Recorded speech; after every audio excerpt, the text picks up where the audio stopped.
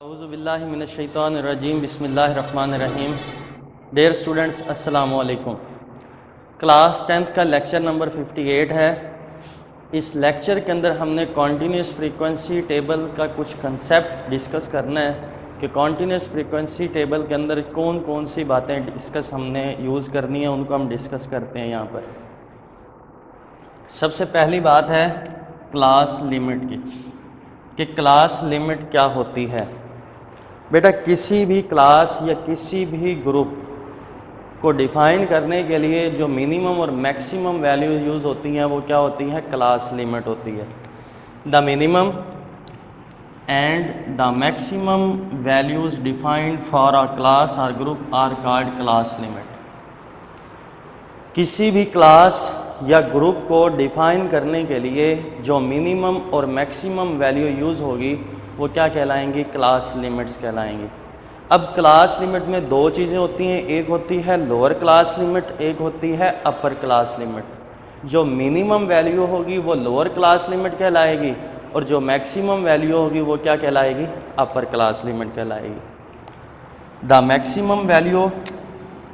Minimum value is called lower class limit and the maximum value is called upper class limit. तो आपसे short question पूछा जा सकता है कि डिफाइन क्लास लिमिट। तो जब आपने क्लास लिमिट की डेफिनेशन को लिखना है तो लोअर क्लास लिमिट और अपर क्लास लिमिट को भी उसमें डिस्कस लाजमी करना है। एमसीक्यूज पूछा जा सकता है, the minimum value is called, तो ऑप्शन क्या होगा? Lower class limit. And the maximum value is called, तो ऑप्शन क्या होगा? अपर क्लास लिमिट। नेक्स्ट जो चीज़ हमने डिस्कस करनी है बेटा वो करनी है क्लास बाउंड्रीज। अब क्लास बाउंड्रीज को हम डिस्कस क्यों करते हैं बेटा? फॉर एग्जांपल हमारे पास एक क्लास है जिसमें मिनिमम वैल्यू है 1 और मैक्सिमम वैल्यू है 5, तो हम क्लास लेंगे 1 to 5। लेकिन अगर क्वेश्चन में डाटा के अंदर 1 से 5 के दरमियान में कोई एक वैल्यू पॉइंट की फॉर्म में आ जाती है, फॉर एग्जांपल 3.7 आ जाता है, या 1 से पहले 0.5 आ जाता है, या 1.5 आ जाता है, तो डेसिमल पॉइंट्स के अंदर जो टर्म आ जाती हैं वो अगर हम क्लास बाउंड्रीज ना बनाएं तो वो वैल्यूज़ स्किप हो सकती हैं।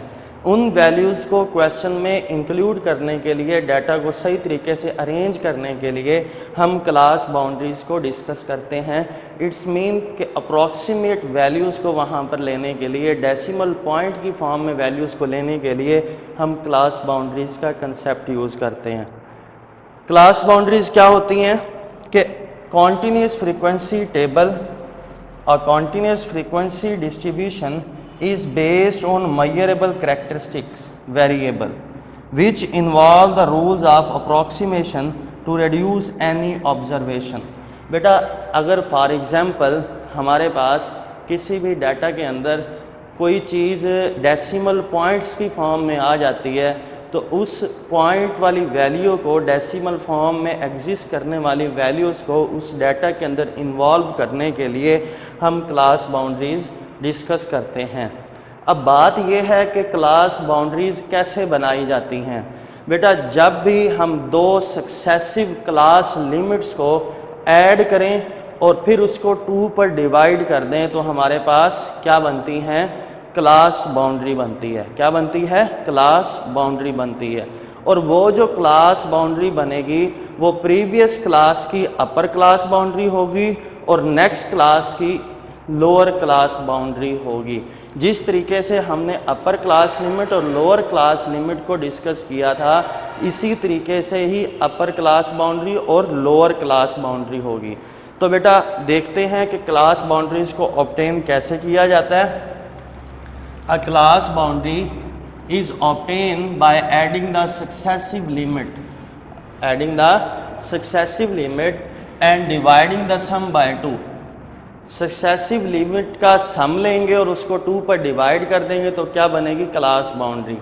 जो वैल्यू हमारे पास ऑब्टेन होगी is called upper class boundary या प्रीवियस क्लास। वो पिछली क्लास की क्या होगी? अपर क्लास बाउंड्री होगी and lower class boundary for next class, और अगली क्लास के लिए वो क्या होगी? हमारे पास लोअर क्लास बाउंड्री होगी। फॉर एग्जांपल ये एक क्लास है 0 से 9, अगली क्लास है 10 से 19। अब देखें, अब इसकी जो सक्सेसिव क्लास लिमिट है वो क्या है, 9 और 10। इसी तरीके से 19 और 20। हम 9 को 10 में ऐड करते हैं तो आंसर आता है 19। इसका सम आया 19, 19 को 2 पर डिवाइड करें तो आंसर आता है 9.5। जो वैल्यू 9.5 आई वो इस प्रीवियस क्लास की क्या बन गई, अपर क्लास बाउंड्री। ये क्या है बेटा, अपर क्लास बाउंड्री। और जो नेक्स्ट क्लास है हमारे पास वो ये क्लास है, यहाँ पर भी वही क्या वैल्यू आ रही है 9.5, और ये इस क्लास की क्या है, लोअर क्लास बाउंड्री। तो सिंपल सा जो कंसेप्ट है हमारे पास, वो कंसेप्ट ये है बेटा कि हमने दो सक्सेसिव क्लास लिमिट को ऐड करना है, उसके सम को 2 पर डिवाइड करना है। सम को 2 पर डिवाइड करने से जो वैल्यू आएगी वो प्रीवियस क्लास की अपर क्लास बाउंड्री होगी और नेक्स्ट क्लास की लोअर क्लास बाउंड्री होगी।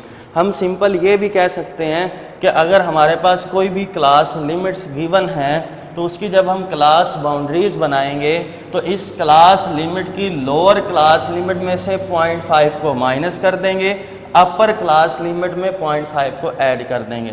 बेटा जब 0 में से 0.5 माइनस करें तो -0.5 बनेगा, 9 में जब 0.5 ऐड करेंगे तो क्या बन जाएगा, 9.5। इसी तरीके से अगर हम सेकंड क्लास में देखें तो जो लोअर क्लास लिमिट है वो 10 है, तो 10 में से 0.5 को माइनस करेंगे तो 9.5 बनेगा। अपर क्लास लिमिट 19 है, उसमें 0.5 ऐड करेंगे तो 19.5 बनेगा।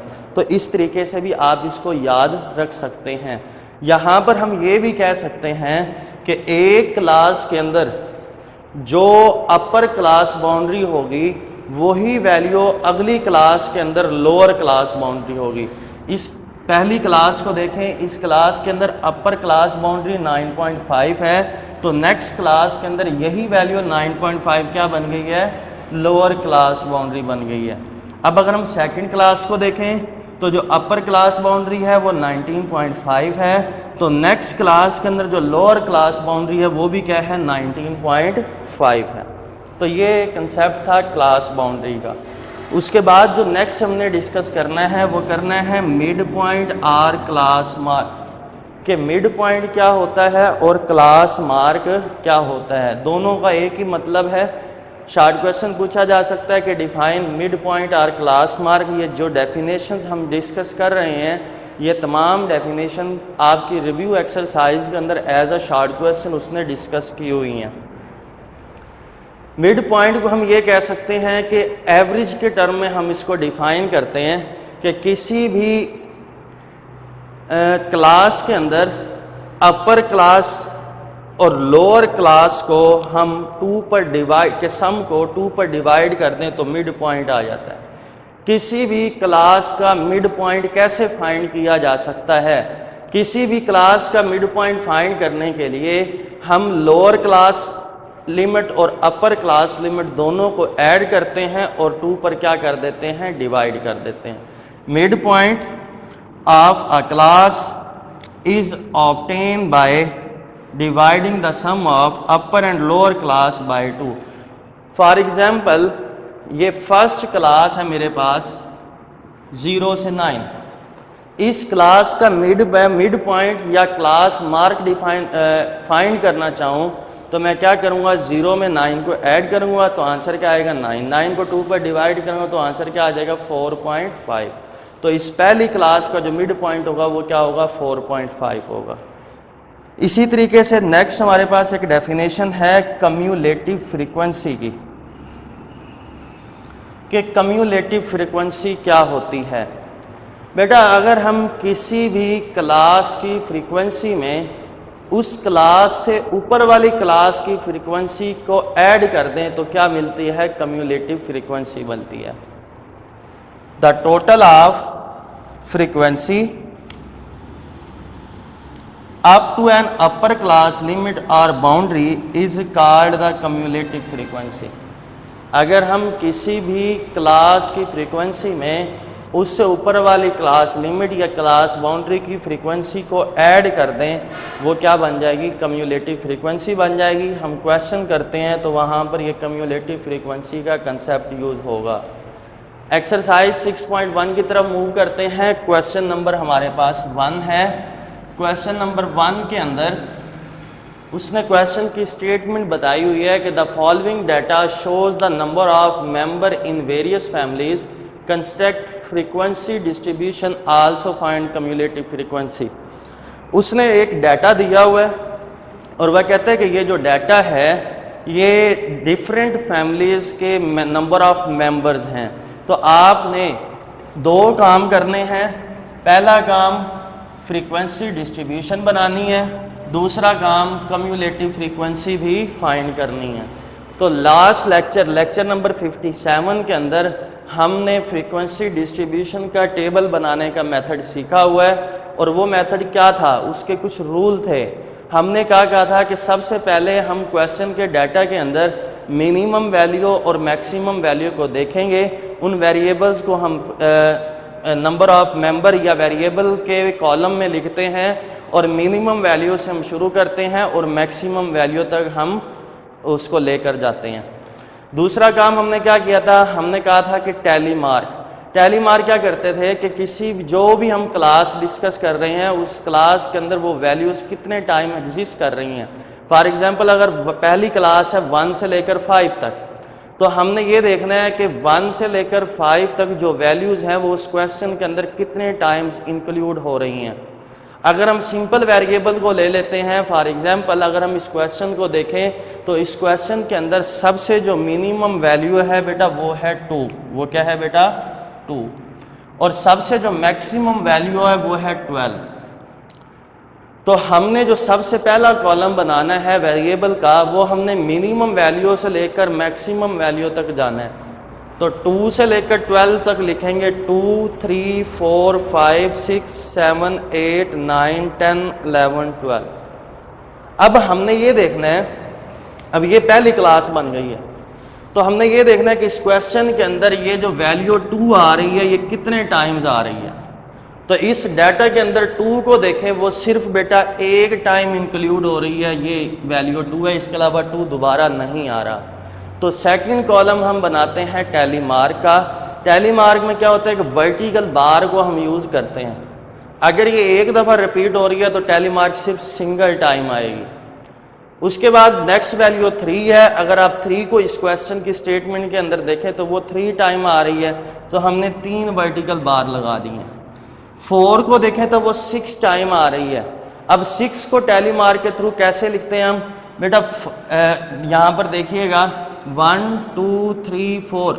अब हम अगर यूं एक बार लगा देंगे तो ये क्या बन जाएगा 5, फिर लगाएंगे तो क्या बन जाएगा 6। तो बेटा 4 6 टाइम रिपीट हो रहा है, इस डाटा के अंदर 6 टाइम वैल्यू आ रही है 4 की, तो टैली मार्क 6 बन गया। 5 को देखें तो वो 4 टाइम आएगा, तो 4 वर्टिकल बार लगाई।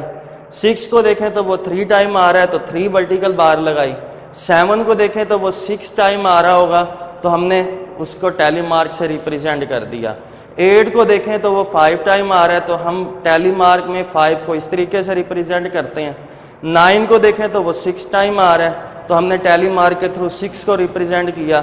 10 को देखें तो वो 2 टाइम आ रहा है। 11 को भी देखें तो वो 2 टाइम आएगा, और 12 को देखेंगे तो वो सिर्फ 1 टाइम रिपीट हो रहा है। तो हमने इन तमाम वैल्यूज़ को जो इस क्वेश्चन के डाटा के अंदर इंक्लूड हो रही थी, वो जो वैल्यू जितने टाइम आ रही थी हमने उसको टैली मार्क में रिप्रेजेंट कर दिया।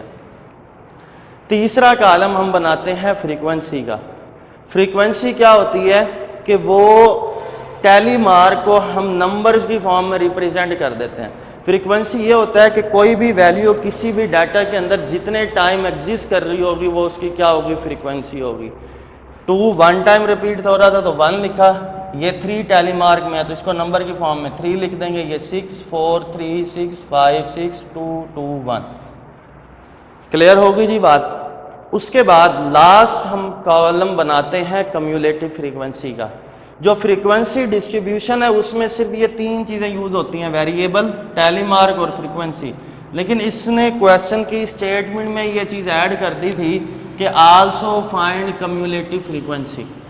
तो कम्युलेटिव फ्रीक्वेंसी की डेफिनेशन अभी पढ़ी थी कि किसी भी क्लास की फ्रीक्वेंसी के अंदर उससे ऊपर वाली क्लास की फ्रीक्वेंसी को अगर हम ऐड कर दें तो वो उस क्लास की क्या बन जाती है, कम्युलेटिव फ्रीक्वेंसी बन जाती है। ये पहली क्लास है, उससे ऊपर कोई क्लास नहीं है, तो इसकी फ्रीक्वेंसी सेम ही कम्युलेटिव फ्रीक्वेंसी होगी। क्लियर होगी जी बात। अब देखें, अब ये अगली जो क्लास है इसकी फ्रीक्वेंसी 3 है, लेकिन इससे जो प्रीवियस क्लास उसकी फ्रीक्वेंसी 1 थी, तो 3 में 1 को ऐड कर देंगे तो क्या बन जाएगा, 4। अब इस सेकंड क्लास की जो कम्युलेटिव फ्रीक्वेंसी बन रही है वो कितनी बन रही है, 4 बन रही है। अब इस फ्रीक्वेंसी को नेक्स्ट में ऐड करें, 4 में 6 को ऐड करेंगे क्या बन जाएगा, 10। अब 10 में 4 को ऐड करेंगे तो क्या बन जाएगा, 14। 14 में 3 को ऐड करेंगे तो क्या बन जाएगा, 17। 17 में 6 को ऐड करेंगे 23। 23 में 5 को ऐड करेंगे 28। 28 को नेक्स्ट फ्रीक्वेंसी 6 में ऐड करेंगे तो 34। 34 को नेक्स्ट फ्रीक्वेंसी 2 में ऐड करेंगे तो 36। 36 में नेक्स्ट फ्रीक्वेंसी 2 को ऐड करेंगे तो क्या बन जाएगा, 38। 38 में नेक्स्ट फ्रीक्वेंसी 1 है उसको ऐड करेंगे तो क्या बन जाएगा, 39। तो ये आपने सीख लिया कम्युलेटिव फ्रीक्वेंसी। बेटा याद रखना है, इस चैप्टर के अंदर बेसिक जो काम जो शुरू हो रहा है, इन चीज़ों को अच्छे तरीके से समझना है, क्योंकि यही चीज़ें tally mark, frequency, cumulative frequency, ये फ्रीक्वेंसी और कम्युलेटिव फ्रीक्वेंसी ये चैप्टर के एंड तक यूज़ होती रहेंगी कि फ्रीक्वेंसी का कॉलम कैसे बनाया जाता है और कम्युलेटिव फ्रीक्वेंसी को किस तरीके से फाइंड किया जा सकता है। तो बेटा क्वेश्चन नंबर 1 मैंने यहाँ पर आज डिस्कस किया है। क्वेश्चन नंबर 2 आप इजीली खुद कर सकते हैं। इंशाअल्लाह ताला नेक्स्ट लेक्चर नंबर 59 के अंदर हम इस एक्सरसाइज को नेक्स्ट कंटिन्यू करेंगे। अल्लाह हाफिज़।